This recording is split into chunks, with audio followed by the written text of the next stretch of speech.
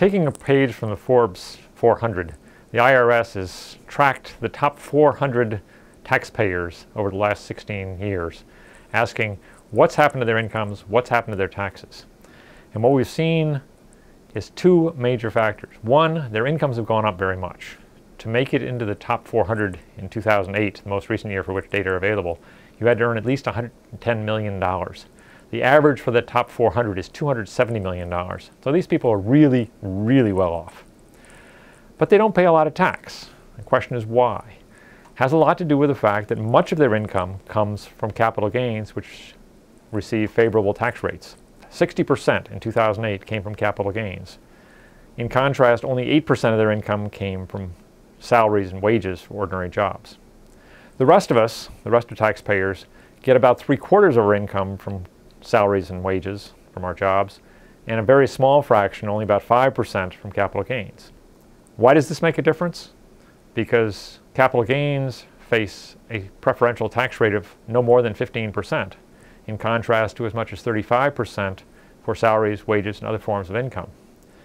So for the very wealthy, the top 400 who receive 60% of their income from capital gains, the 15% maximum rate on that form of income brings their overall tax rate down to only 18% in 2008.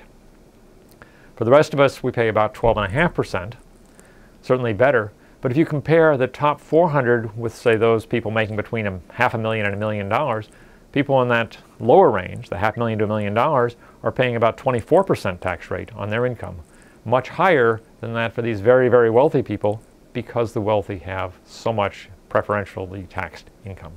Another important factor is that capital gains does not face payroll taxes the way that salaries and earnings do.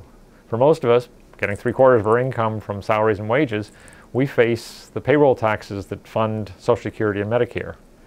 That's a 15.3% combined employer-employee rate, which for the wealthy earning most of their income from non-salary don't face at all.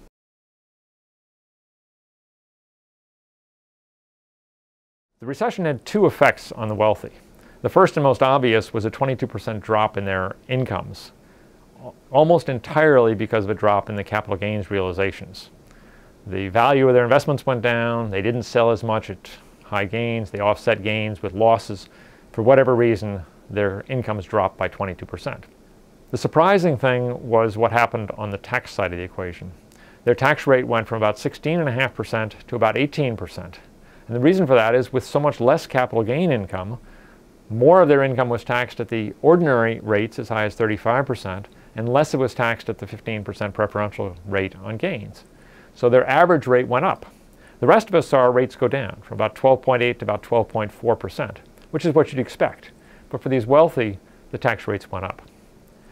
Now, before you start feeling too sorry for them, you should take a look at the longer periods. Between 1992 and 2008, their incomes nearly quadrupled in real terms. That is, after taking account of inflation, their incomes were up to almost 4 times what they'd been just 16 years before.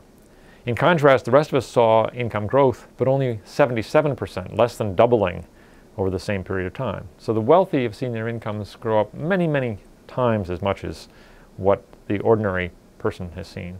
Much of that's come from capital gains, and the capital gains that went up came down very strongly in 2008 from 2007.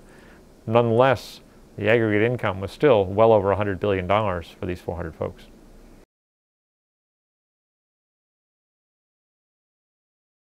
Last year, Roseanne Altschuler and I took a look at the question of what would happen if we raised taxes on a much broader segment, the segment the president's aimed at with incomes above $250,000. Suppose we raised their rates and only their rates. What would we have to do to close our budget gap, not completely, but bring it down to about half its current size? The answer was we'd have to take the top tax rate from the current 35% up to 77%. And that assumed that there would be no change in behavior on the parts of the people being subject to those higher taxes. Since they would in fact change their behavior, they would move their incomes around in ways so that less would be subject to tax, perfectly legal ways, but nonetheless move it around, we'd need to raise rates even higher. Those are political non-starters. It's not going to happen to raise the top tax rate to 77%. We had to brouhaha last year trying to raise it from 35 to 39.6% rate that was true before 2001. We're not going to see it going up to 77%. And as I say, that wouldn't solve the problem. That would only narrow the budget gap to half of its current level.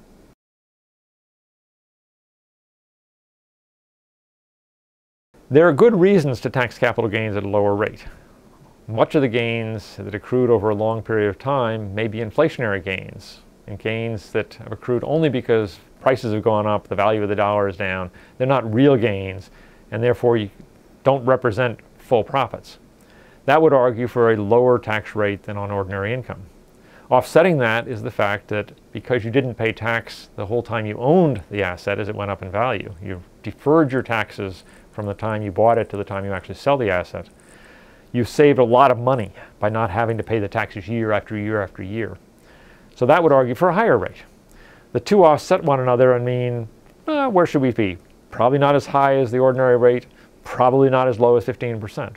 Why do we have as low a rate as we have right now? The argument is a lower tax rate will encourage people to invest more money into profitable activities, not keep their funds tied up in particular investments, because if they sell the investments, they'll pay a high tax rate.